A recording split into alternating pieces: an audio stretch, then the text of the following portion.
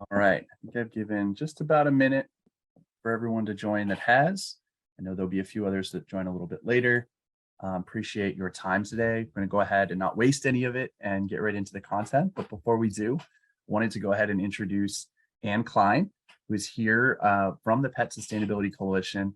She's been with them since 2020, working as the Director of Member Services. She leads that team, talking to new companies, retailers, organizations that are interested in kind of joining up and learning more about sustainability. Prior to that, she worked in a consultancy, worked focused on sustainability, and she's been in that industry and focused on that mission. It seems like her whole life, and I'm sure she has a lot more experience talking about sustainability than I do. So I'm going to go ahead and turn it over to her. She's got a great presentation to walk through, great information for you as well. Awesome. Thank you so much. I'm so excited to be here with the Pet Panel and for Phillips Pet Food and Supplies. They are an awesome company that we have worked with for several years now, deeply engaged in sustainable practices and have a really strong green team with impressive goals. And we'll touch on some of what they're doing throughout the presentation, but excited to be working with Phillips Pet Food and Supplies.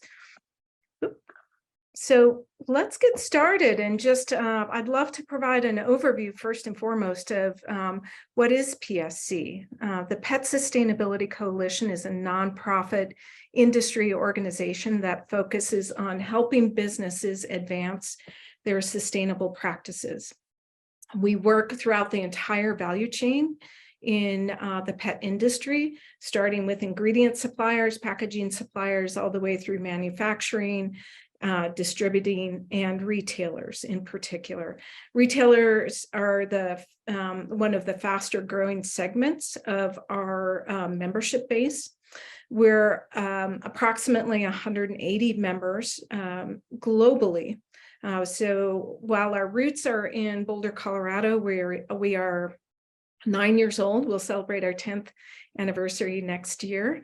We are based in the United States, but we serve the entire pet industry across the world.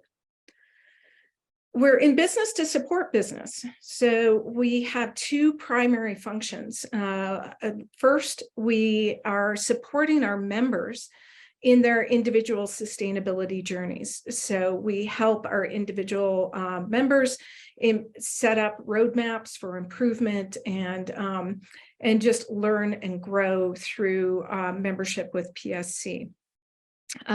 Additionally, we serve in a very unique role in advancing sustainability throughout the entire pet industry. So there are a number of key areas that impact the entire industry that are too big for one company to solve and that impact the entire industry. For us, certainly packaging is an important one. You know this as retailers because it's what your consumer touches and feels and has to discard of when it's done.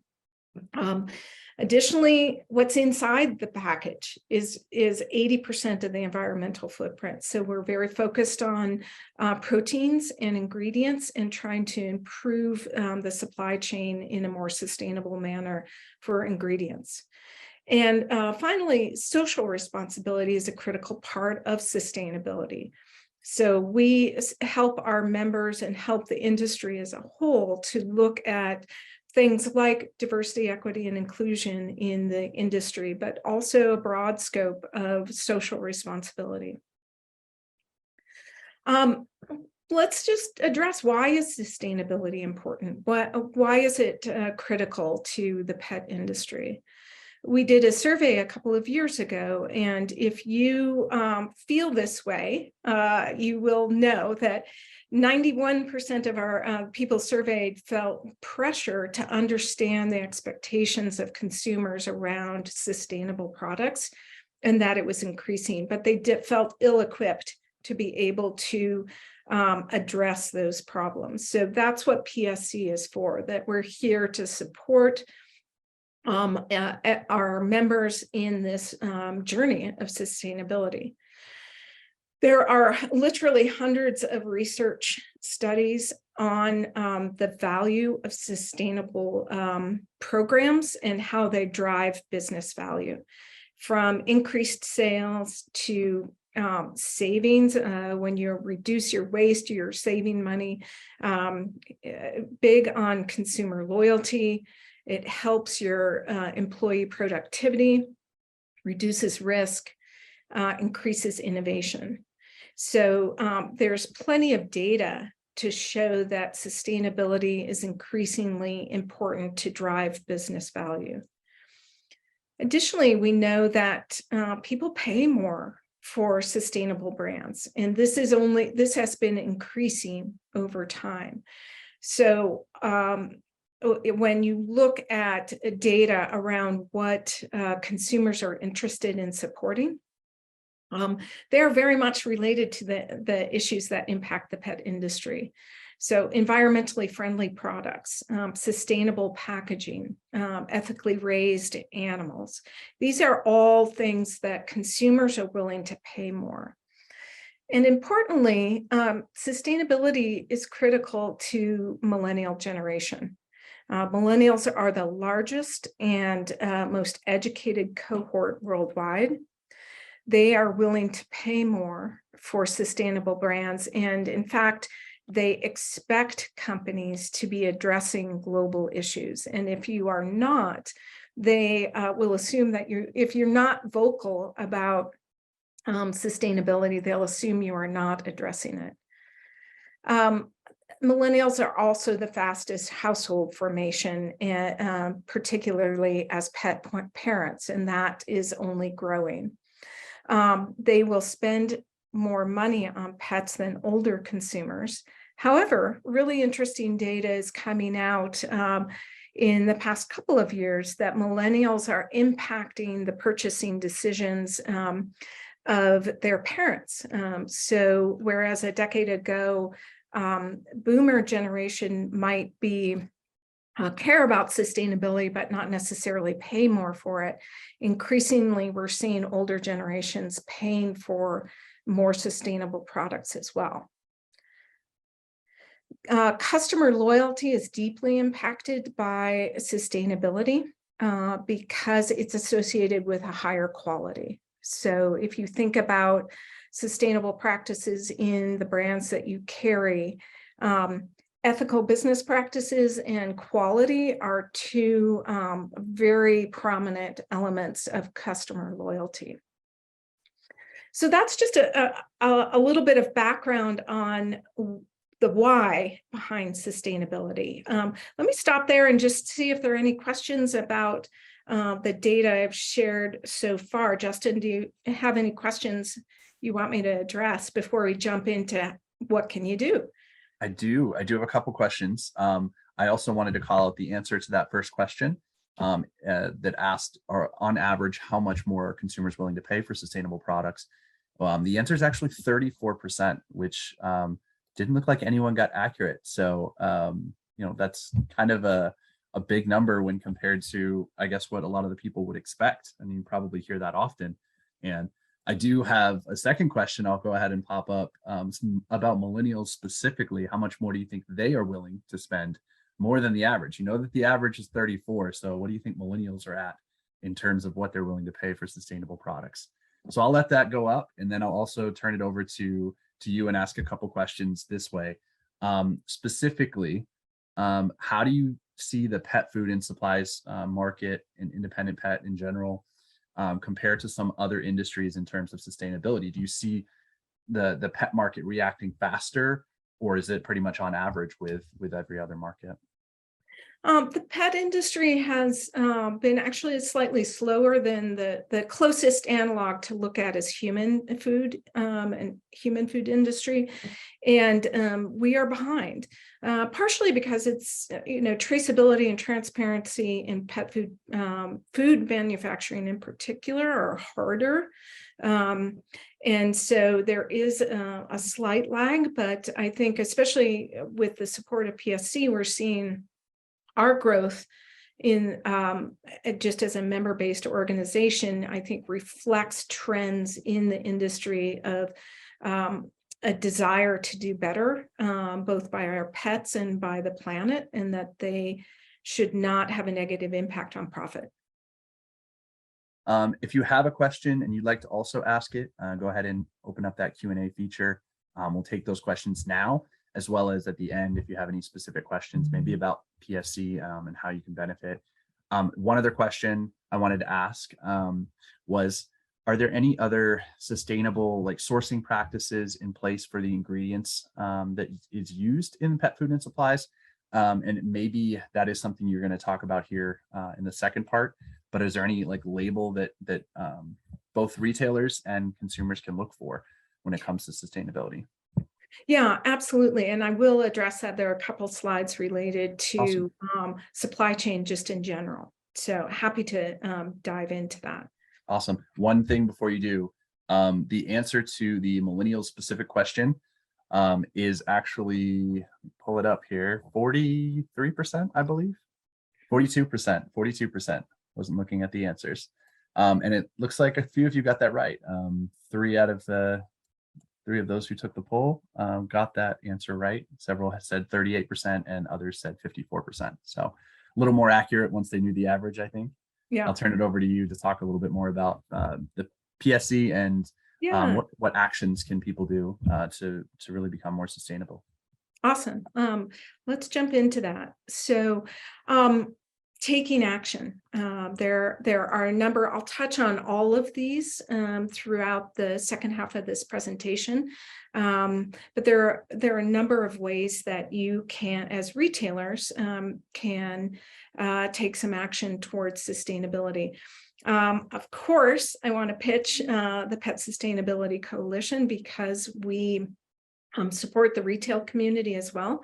We have a relationship with IndiePet. We have membership that provides support at a variety of different levels.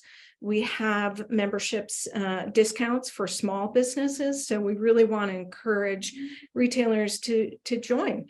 Through that joining, you have access to things like education, to events, to implementation opportunities where we can help you implement sustainable practices in your business. Some of you may be aware of the Sustainable Development Goals. These were goals set forth by the UN Global Charter in 2015. We have a partnership with B Lab, which is the organization that certifies B corporations, and they also administer the SDG Action Manager Assessment. We have this assessment on our website, and it's free and accessible to you. So I would encourage you, regardless of whether or not you join as a member, filling out the SDG Action Manager. It will give you, just by merely going through the assessment, it will help identify opportunities for improvement in your business. In particular, I'd encourage retailers to look at SDG 8, which is decent work and economic growth, and SDG 12, which is responsible consumption and production. Those two will give you an idea of your own practices and help you think about how you can improve. A big part, retailers carry so much leverage in advancing sustainability. And a big part of what you can do as retailers is carry brands that are sustainable. You can develop a purchasing guide, and we have a free tool on our website to help you do that. This second bullet point really responds to Justin's question of how do you know? What are you looking for? Look for companies and brands that have third-party certifications. These are independent certifications of sustainable practices. There are literally hundreds of these. PSC has a free tool on its website to give you an understanding of the third-party certifications and what they mean. Certainly looking at some of these here on the screen today, Certified B Corp is really a gold standard for food, looking at Global Animal Partnership, MSC certification. Those sorts of things are independent chain of custody assessments of the materials that go into a product. And these span the gamut of food, treats, hard goods, business operations. So look for those certifications. I definitely want to highlight looking at PSC's accreditation program. So PSC is an open membership model. We want all members, all companies in the business, in the pet industry to join and to improve their sustainable practices. But there are a lot of companies that are doing exceptional work, and we really want to recognize and celebrate them. So our accreditation program is utilizing the SDG Action Manager, the assessment that we touched on earlier, and having a third party verify that assessment and show that the business practices are truly what they say in their assessment. Accredited brands commit to a minimum performance standard and improving year over year. So this is a way, the reason why this is so important is it's an opportunity for retailers to understand which companies are really making exceptional commitments. Of course, I want to highlight Phillips because they were our first distributor to become accredited. So really proud of them for that leadership. Some other opportunities that just to begin to think about how does sustainability get delivered on the shop floor. So this is a great example of Mud Bay. Shout out to them, first retailer to be accredited by PSC. And this is an example of highlighting in the store PSC accredited companies. So this photo is an example of how they have identified all of the products that you see on these tables are PSC accredited companies.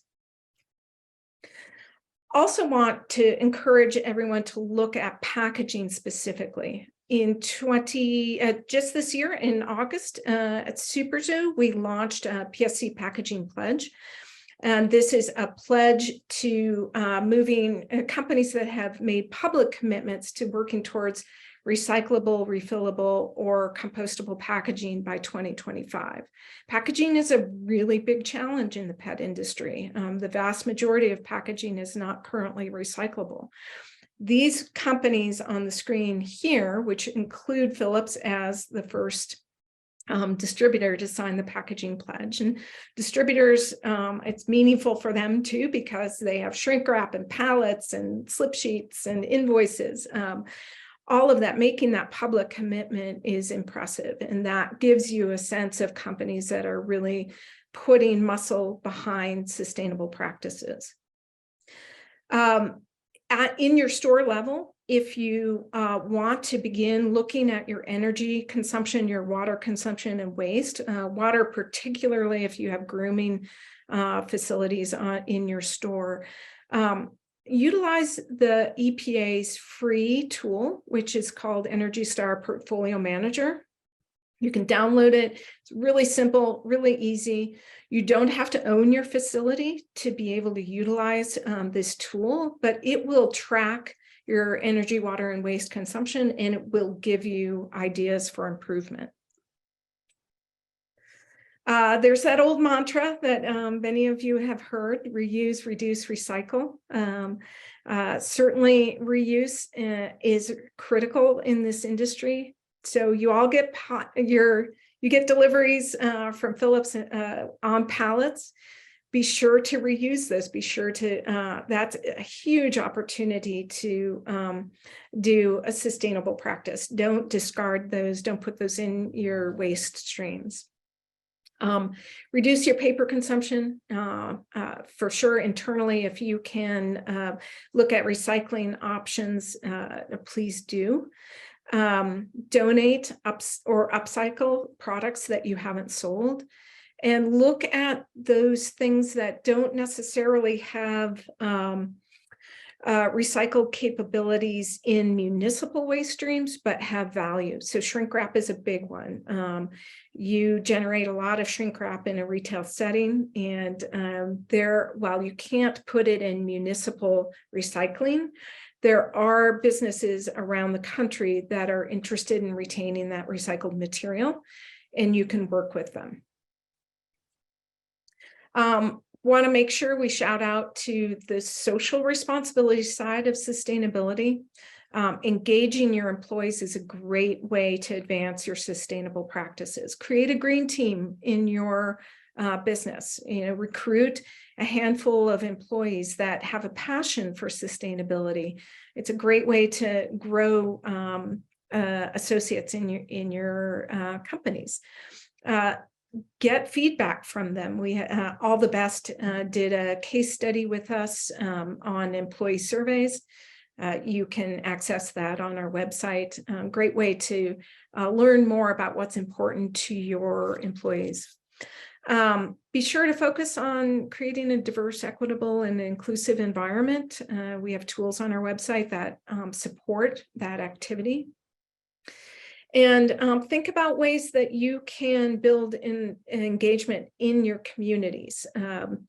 Providing your employees with PTO days to volunteer is a really impactful way at a fairly low cost. You'd be surprised. It's a fairly low cost way to engage employees and in your community. We're going to, I think Justin's going to put our toolkit into the chat. Be sure to bookmark that. We have a number of tools that are all free and accessible to anyone who goes to the tools toolkit. Want to highlight one in particular that we created with IndiePet, which is just how retailers can advance their their sustainability practices. So be sure to download that tool. It's a great resource. The certifications guide is quite long and really helpful, looking at certifications by a variety of different topics like animal welfare, hard goods, etc. So with that, what I'd like to do is just stop and take any questions. Justin will put into the chat my contact information, and I encourage anyone on the call today to reach out to me to ask questions. Whether or not you're interested in membership, we'd love to support you. If you want to learn more about accredited companies like Phillips and like some of the brands that were in the Mud Bay display, this is a perfect way for you to really think about, I want to bring sustainable products into my store. So we'll drop the accreditation page into the chat.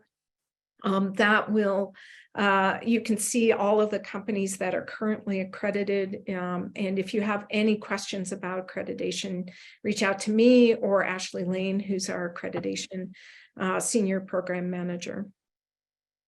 That's fantastic, Ann. I did want to call out, somebody raised their hand and made a comment that the chat wasn't active. I believe I fixed that. I think you're able to see a few of the links that I've dropped in the last couple minutes. If not, if that hasn't been fixed, you'll all get an email with all of that information within 30 minutes. Got to wait for the Zoom recording to be all ready. So I have a recording for this webinar, which, because I know several people weren't able to make it and they'll watch it later. Fantastic time talking to all of you, but yes, definitely want your questions. So if you have questions about sustainability, definitely use the Q&A chat feature to get them in, and I can ask Ann now. I also have a couple questions for you, Ann. I was curious what you thought the biggest barrier for maybe the industry as a whole, but definitely for retailers to overcome. The thing that comes to my mind immediately is probably packaging, but I might be completely off base. That might not be anywhere close to it. So I'd love to hear your thoughts there. Oh, actually, I would say for retailers, it's time. So retailers are really strapped for time, and they care deeply about sustainability because they're working with consumers, and carving out and devoting time is hard. And that's why PSC is valuable, because we provide that secondary support. We're like an extension of your sustainable practices, and we can help prioritize and give you tools and services to do it. Certainly packaging on the shop floor level, the packaging, understanding packaging needs is absolutely an issue that retailers actually really do care about deeply and are impacted, because it's the consumer who's touching it. But I honestly think time is one of the big challenges, and we'd love to help on that.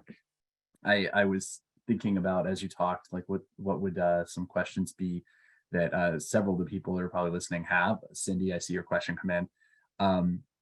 What I thought of was, where do they start small? But then as you went through all the actions that you can take and the toolkit and all the different things, I feel like you answered that question so well, because you gave them so many different options.